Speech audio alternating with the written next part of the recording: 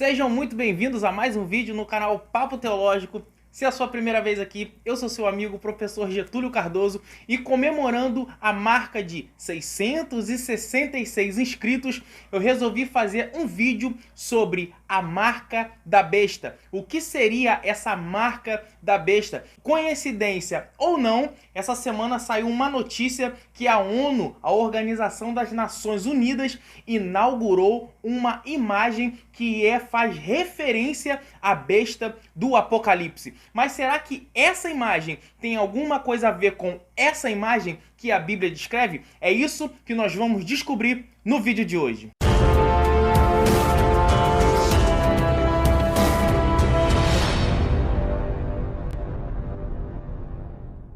Se você navegou pela internet por esses dias, eu tenho certeza que você já viu essa imagem que estão associando com a besta do Apocalipse, descrita em Apocalipse capítulo 13 e Apocalipse capítulo 17. Eu vi muitas pessoas fazendo vídeos, eu vi pessoas postando em redes sociais dizendo que agora é o fim do mundo. A ONU está lançando a pedra fundamental para a entrada do anticristo no mundo. Mas, irmãos, aquilo que está aparecendo nessa imagem, aquilo que está lá em Nova York, que foi inaugurado agora, nada tem a ver com a besta descrita em Apocalipse. E nós vamos desmistificar mais essa, porque tem canais aí afirmando que é o anticristo, que é a marca da besta, que vão implantar chips, esse tipo de teoria da conspiração que nada tem a ver com a Bíblia. Nós vamos discutir sobre esse assunto hoje numa profundidade que eu tenho certeza que até hoje você ainda não ouviu. E se você já gostou, já curte esse vídeo, já compartilha, e se é novo aqui no canal, se inscreva e venha fazer parte dessa família teológica, que é a família que mais cresce no YouTube. Antes de eu explicar a vocês o que de fato significa 666 e se o 666 ou o 666 é realmente a marca da besta que será implantada nas pessoas, que será escrita, que será colocada na mão direita, na testa, ou seja lá qual a teoria que essas pessoas colocam, nós vamos entender primeiro o que é essa besta que é descrita em Apocalipse capítulo 13. Eu vou colocar na tela e você acompanha comigo o versículo. Parei sobre a areia do mar e vi subir do mar uma besta que tinha 10 chifres e 7 cabeças, e em seus chifres 10 diademas, e sobre as suas cabeças um nome blasfemo. Aqui a gente já começou a ver que não tem nada a ver com essa imagem que eu vou colocar aqui agora, não tem nada a ver com essa imagem. Essa imagem, ela não tem 10 chifres, ela não tem 7 cabeças, ou seja, não tem nada a ver. Só que o versículo posterior, como aqui a gente sempre fala de hermenêutica, o versículo posterior, que é que vai dar o contexto, é aí que as pessoas estão se embasando, porque eles não leram o que vem antes. Eles pegaram esse que veio depois, isolaram o texto e assim formaram a doutrina. Acompanha comigo. A besta que vi era semelhante a um leopardo, e seus pés como de urso, e sua boca como a de leão. O dragão deu-lhe seu poder, seu trono e grande autoridade. Aí aqui nesse versículo, eles estão embasando que essa besta tem ali uma boca de leão, tem ali pata de urso, só que não tem nada a ver. Ao meu ver, não passa de um tigre alado, que as pessoas, por falta de conteúdo ou por falta de um material para colocar na internet, eles pegam esse tipo de teoria, eles pegam esse tipo de coisa e saem jogando na mente de pessoas que não têm base bíblica, que começam a compartilhar isso e começam a ficar alarmados, dizendo é o anticristo que está vindo, é a besta e tal, quando que, na verdade, a Bíblia não está descrevendo isso. A Bíblia está descrevendo isso aqui. Então é muito importante você ler o texto e o contexto para não ser enganado.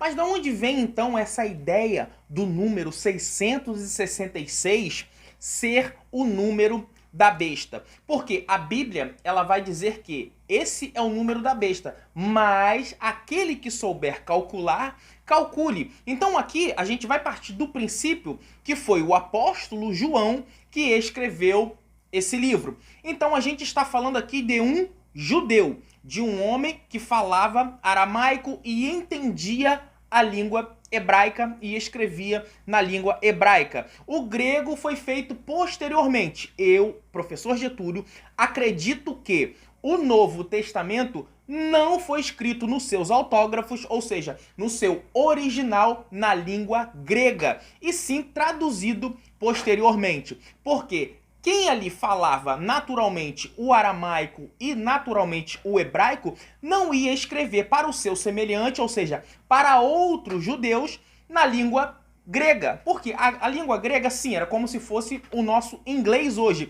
Porém, quando eu vou falar com um brasileiro, eu não preciso falar com ele em inglês, mesmo que seja uma língua, a língua mais falada, uma das línguas mais faladas, mas a língua principal. Eu vou me comunicar em português. Então, acredito eu que o apóstolo João, partindo do princípio que a gente acredita que foi ele que escreveu o original Apocalipse. Então ele vai falar com seus semelhantes em grego? Não, ele vai falar numa língua que os seus irmãos compreendam com mais facilidade. Então quando ele diz, quem souber calcular, que calcule, o seu número é 666, ali ele está fazendo algo que na Cabalá judaica chamamos de gemátria. A gemátria nada mais é do que a associação de letras em números. É como se você pegasse os números romanos que são feitos em letras. Então, a língua hebraica, ela vai usar as letras como números. Por exemplo, a primeira letra é a letra Aleph. Ela vai ter o valor de 1. A segunda é a letra Beit, ou Vet, que vai ter o valor de 2, e assim sucessivamente. Então, quando ele diz, quem souber calcular, calcule, ele está falando para os seus irmãos o seguinte, olha, esse número, na verdade, não é um número. Eu vou encobrir isso aqui para que os governantes, para ele não entender o que eu estou falando, porque ele é romano e eu estou falando para judeus. Então, quando ele aponta isso, quem entende da gemátria, quem sabe associar as letras a números, eles vão pegar aqueles números e vão fazer uma conta, uma soma de todas as letras e vão chegar a um nome. E é aí que a gente vai entrar no nome a qual João está se referindo. João agora vai colocar 666 e manda aquele que souber calcular. Então eu falei que isso vai chegar a um nome. Quando ele manda os seus irmãos calcularem, os seus irmãos vão pegar cada um daqueles 666 e vão calcular até chegar a um nome. E eu vou dizer cada letra e os seus significados numerais. Acompanha comigo. A letra Nun vai valer 50. A letra Resh vai valer 200. A letra Vav vai valer 6. O Nun, 50. O Kaf, 100. O Samer, 60. E o Resh, 200. Se você calcular tudo isso, vai dar o número 666. E se você pegar cada letra dessa e trazer para o nosso alfabeto, vai ficar desse jeito. N, R, W, N. Q, S, R. Que vai formar a palavra, ou que vai formar o nome Neron Kézer. Ou seja, João está falando de Nero e não de uma besta colossal, um anticristo ser humano. Ele está falando de Nero. Eu não sei se você ficou surpreso, mas eu, quando descobri isso, eu arregalei os olhos e falei, não é possível que ele não estava falando de um chip, de uma marca, de alguma coisa qualquer. Não, ele estava falando para calcularem, para chegar a um nome. E que nome era esse? O nome Neron Kézer. Logicamente, você entende que é Nero César. Mas por que Kézer e não César? Porque as palavras em latim, hoje nós podemos falar em latim, o que tem o som de C e vice-versa. Então, naquela época, quando ele mandou calcular, seria Neron Kézer.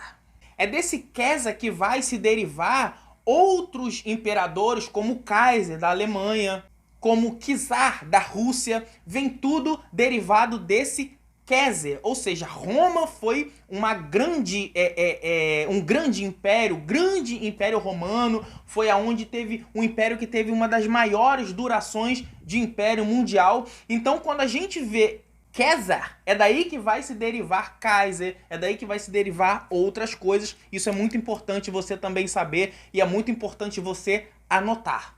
Outra coisa que afirmam que a besta é a grande Babilônia. Está na Bíblia, em Apocalipse 17, que ela é a grande Babilônia e transferem a grande Babilônia para a Igreja Católica. Mas por que João chamou a besta da grande Babilônia? E por que a prostituta? E por que os 7 montes? Eu vou te explicar agora.